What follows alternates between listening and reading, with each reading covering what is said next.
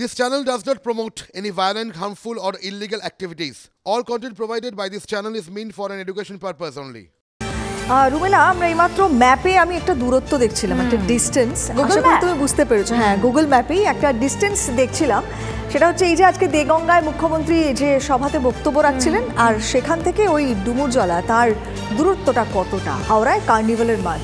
Google map যেটা রুমেলা বলছিল, সে ম্যাপই দেখছিলাম, সেই গুগল ম্যাপ বলছে যে দূরত্বটা খুব বেশি নয়, ওই 60 কিলোমিটারের মতো।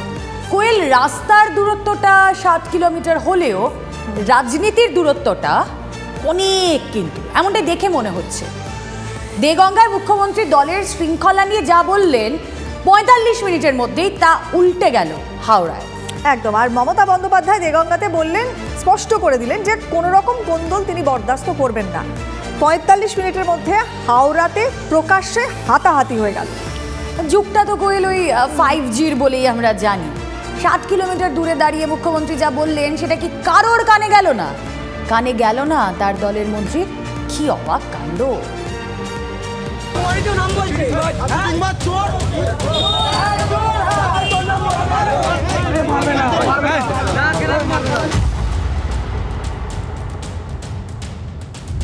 না না, কার্নিভ্যাল হবে। আমি পুলিশকে সকালে ইনস্ট্রাকশন দিয়ে দিয়েছি, ওটা বন্ধ করার কোনো কারণ ছিল না। ভালোই তো চলছিল বড়দিনকে ঘিরে উৎসবের আমেজ। হাওড়া পুরসভার উদ্যোগে ডুমুরজলায় চলছিল ক্রিসমাস কার্নিভাল। তাহলে হলোটা কি? কেন এত অসন্তোষ মুখ্যমন্ত্রী? হাওড়া কার্নিভাল ঘিরে তৃণমূলের কাজিয়া তুঙ্গে, আর তার জেরেই শুরুতে ছন্দপতন। হাওড়া পুরসভার পুর প্রশাসক মণ্ডলীর চেয়ারম্যান এবং মন্ত্রীর মধ্যে কাজিয়ার জেরে উদ্বোধনের 6 দিনের মাথায় বন্ধ হয়ে যায় কার্নিভাল। 12 ডিসেম্বর কার্নিভালের উদ্বোধন করেছিলেন পুরমন্ত্রী ফিরহাদ হাকিম। 12 দিন ধরে চলার কথা ছিল হাওড়ার এই ক্রিসমাস কার্নিভাল।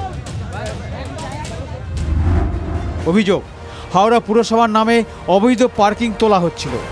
পুরসভার নামে টাকা নেওয়া হলেও কোনো বৈধ রসিদ দেয়া হয়নি বলে অভিযোগ। সৌরভ দত্ত নামে পুরকর্মীর বিরুদ্ধে অবৈধভাবে টাকা তোলার অভিযোগ ওঠে। গণ্ডগোলের খবর পেয়ে ঘটনাস্থলে আসেন স্থানীয় বিধায়ক তথা ক্রীড়া প্রতিমন্ত্রী মনোজ তিওয়ারি। এই ঘটনার পেছনে ষড়যন্ত্রের অভিযোগ তোলেন তিনি। রাতেই কার্নিভালে যান হাওড়ার পুরসভার প্রশাসক মণ্ডলীর চেয়ারম্যান। গণ্ডগোলের জেরে তিনি কার্নিভাল বন্ধের নির্দেশ দেন। বৃহস্পতিবার ডুমুরজলায় সাংবাদিকদের মুখোমুখি হয়ে মমতা বলেন, কার্নিভাল হবেই। কোনোরকম কেউ কাউকে কোনো কথা বলে, সেটা নিয়ে কার্নিভ্যাল তো বন্ধ করার ব্যাপার নেই, সেটা আইনত প্রশাসনকে জানাতে পারত। এবং দুপক্ষই আমি বলবো যে আইনত যা যা অ্যাকশন নেওয়ার পুলিশ নেবে। 2 জনকে অলরেডি ডিটেইন করেছে। কার্নিভ্যাল আজ থেকে আবার ফুল প্লেসে চালু হবে। মুখ্যমন্ত্রীর নির্দেশের পরই তড়িঘড়ি হাওড়ায় যান মন্ত্রী অরূপ বিশ্বাস, কিন্তু অরূপের সামনেই ছন্দপতন। মেজাজ হারিয়ে পুর প্রশাসক সুজয় চক্রবর্তীর দিকে তেড়ে যান ক্রীড়া প্রতিমন্ত্রী মনোজ তিওয়ারি। ধাক্কাধাক্কি, আঙ্গুল তুলে চোখ রাঙালেন মনোজ।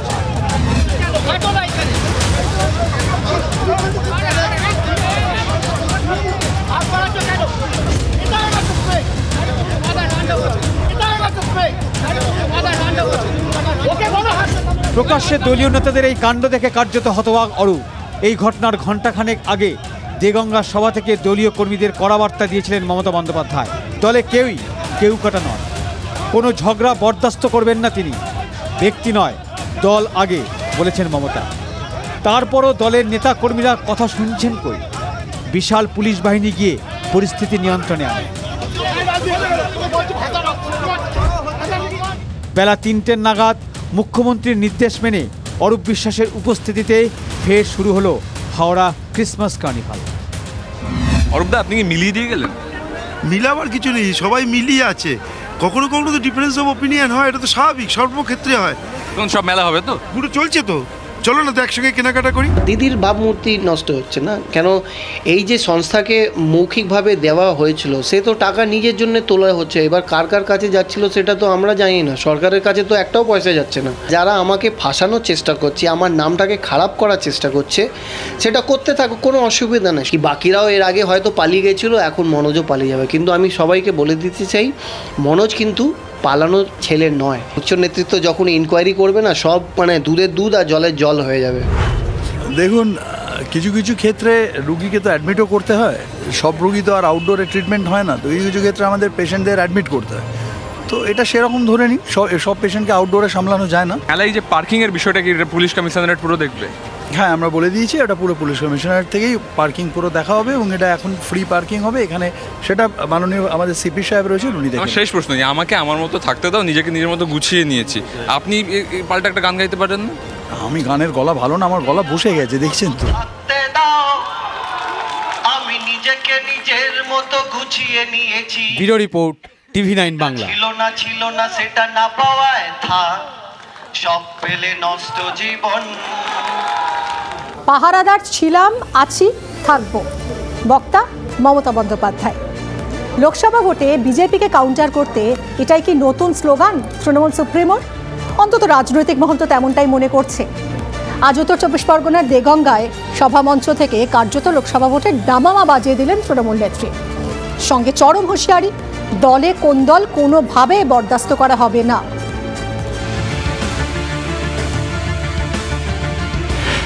দেগঙ্গার মঞ্চে তখন সদ্য উঠেছেন মমতা বন্দ্যোপাধ্যায়, নিজের আসনে বসেছেন। মুখ্যমন্ত্রীর বাঁ দিক থেকে এসে 5 হয়ে আশীর্বাদ নিলেন অর্জুন সিং।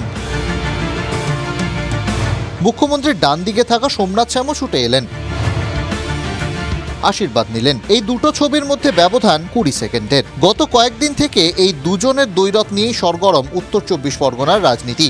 এই অবস্থায় মুখ্যমন্ত্রী কি নির্দেশ দেন এবং কি ইঙ্গিত দেন সেদিকে চোখ ছিল সবার। মমতা বললেন, বলা ভালো, হুঁশিয়ারি দিলেন, কোন্দল বরদাস্ত নয়।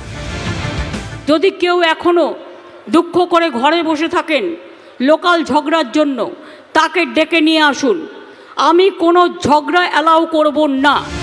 দিন কয়েক আগেই উত্তর 24 পরগনার জন্য কোর কমিটি গঠন করেছিলেন মমতা বন্দ্যোপাধ্যায়। এবার সেটা আরো বড় হলো। নির্মল ঘোষকে চেয়ারম্যান করে 20 সদস্যের কমিটি গঠনের পাশাপাশি জেলার রাশ কার্যত নিজের হাতে নিলেন মমতা। 20 সদস্যের কমিটি 10 দিন অন্তর রিপোর্ট করবে মুখ্যমন্ত্রীকে।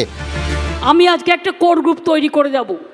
আমি এমপিদের রাখছি না, তার কারণ তাদের সামনে ইলেকশন আছে, তারা নিজেদের কেন্দ্রগুলো নিজেরা দেখবে, সবার সাথে কোঅপারেশন করে।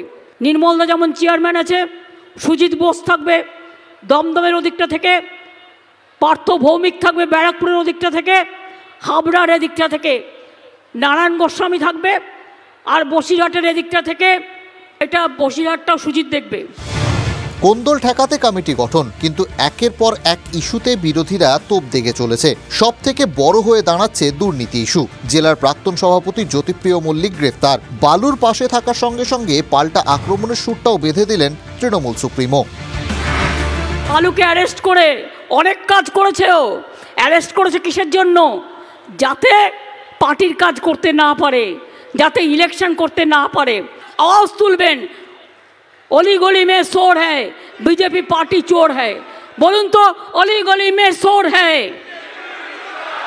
জোরে বলুন, অলি গলি মে চোর হ্যায়, অলি গলি মে চোর হ্যায়। মতুয়া, সংখ্যালঘু, সিএএ এমন অনেক কথাই উঠল মুখ্যমন্ত্রী সভায়। মুখ্যমন্ত্রী স্বভাবসিদ্ধ ঢঙেই স্টেপ আউট করে ব্যাট চালালেন বিরোধীদের প্রশ্নের বাউন্সারের। চেনা মেজাজে মমতা বন্দ্যোপাধ্যায়কে দেখে অনেকেই বলছেন, একটা ইঙ্গিত স্পষ্ট, দলের কমান্ড আগামী লোকসভা ভোটের আগে নিজের হাতেই রাখছেন মমতা বন্দ্যোপাধ্যায়। মুখ্যমন্ত্রী তো ভোট যখন সামনে এসে যাবে তখন বলবেন 42টা কেন্দ্রে উনিই পাহারাদার, উনিই প্রার্থী। আগে যদি জানতাম এদের টিকিট দিতাম না। এগুলো তো শুনে শুনে মানুষ অভ্যস্ত হয়ে গেছে, কিন্তু নেড়া একবার বেলতলা যায়, এখানে 3 বার চলে গেছে, আর সম্ভব নয়। মুখ্যমন্ত্রী কড়া বার্তা দিলেন, কিন্তু তাতে কাজ হবে তো? লোকসভা নির্বাচনে এক হয়ে মাঠে নামতে পারবে তো তৃণমূল? রাজনৈতিক মহল কিন্তু খুব একটা আশার আলো দেখছে না।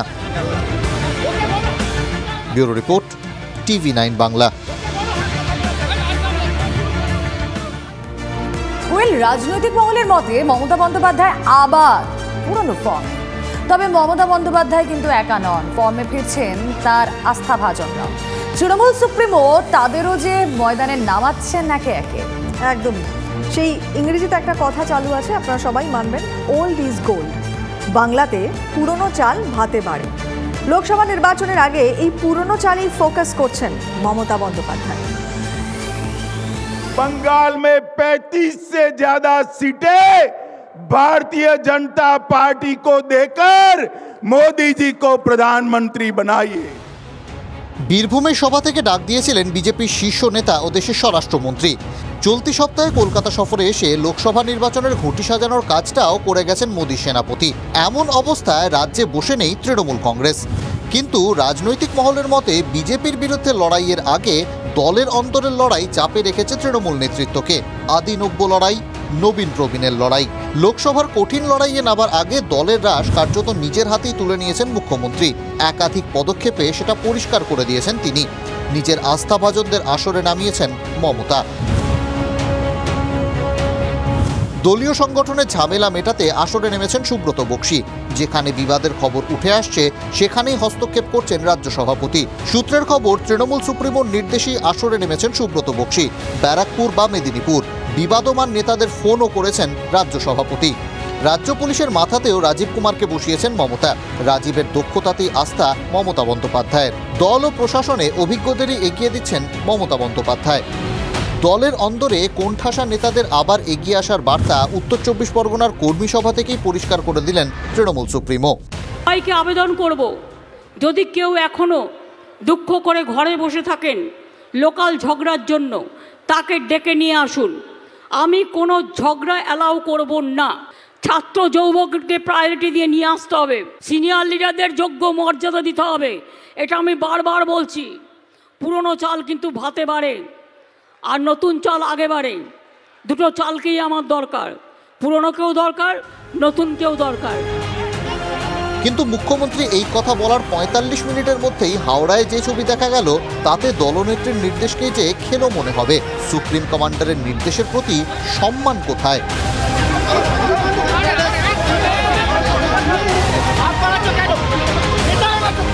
এই ছবি দেখার পর বিরোধীরা প্রশ্ন তুলবে, সেটাই স্বাভাবিক। প্রশ্ন তোলার আরও একটা জায়গা তৈরি করে দিয়েছেন কুণাল ঘোষ।